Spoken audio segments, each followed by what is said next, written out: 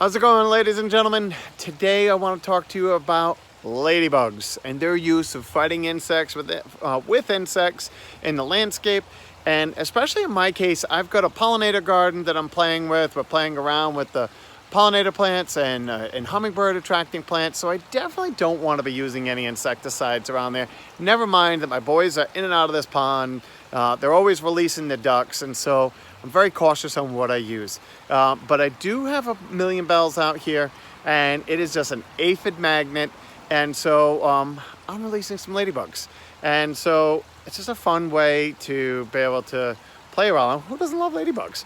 But in these little cases, I don't know, there's a couple hundred at least inside here, and they are just machines at eating ladybugs. So let's take a peek. I want to show you the best way I find to release them, and that's typically in the evening hours now. They don't want to fly at night, especially if it's damp. And so we just had some showers. It's nighttime, so I can open these up, release them, because the trick is they need to find food right off the bat. If you were to open these up in the morning or in the afternoon when it's bright and sunny, you're gonna open the case, they're gonna get acquainted to the surroundings, and they're just gonna fly and try to get away from that little container as quick as possible. In the evening hours, I find they just kind of crawl around and start immediately scouting for any aphids around. And if they find them, they're gonna probably stay put and just keep eating, because their whole goal in life is to find aphids, breed, lay their eggs, start the cycle all over again. So the faster they find a food source, the better. And I'd much rather find the aphids on my plant that I'm trying to protect, rather than fly away to my neighbor's yard and take care of their aphids. So let me show you how it works. It's very simple and just kind of cool to see. Okay, so this is what they look like once you open the case. And right now, I put them here so you could see them really well. But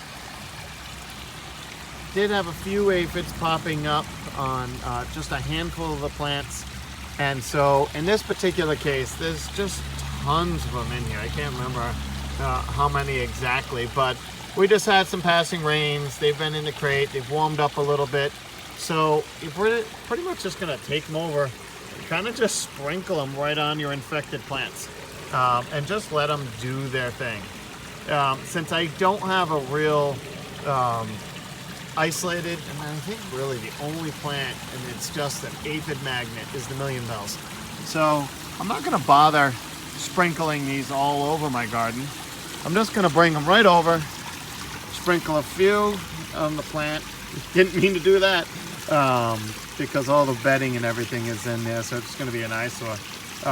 But I'm just gonna put the case right there, let them start exploring around, and that's exactly what they do. They're gonna come around, they're gonna look for a food source, and then they're gonna go from there.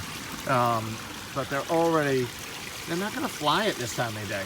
They're just gonna crawl around and keep looking, so that's why you definitely want them close to the food source. If you get them in here, leave them, let them find something to eat, they'll stick around, then they'll go to the next plant, the next plant, the next plant. You try to release them like this first thing in the morning or middle of the afternoon, they're just gonna fly away on you before they even find your aphid. You can just see, as soon as they get released, they just start crawling all over the place, just scouting.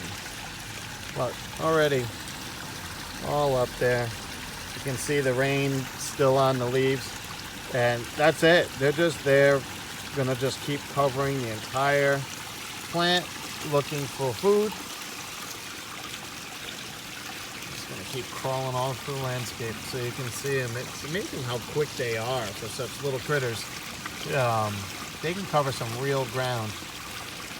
And hopefully, if there's any other insects or any other aphids around, hopefully they stay away from my other garden where I just released all my praying mantids, because I would assume the praying mantids are big enough to eat the ladybugs. But kind of cool to see. They'll stick around. Boys will have fun scouting for them over the next few days.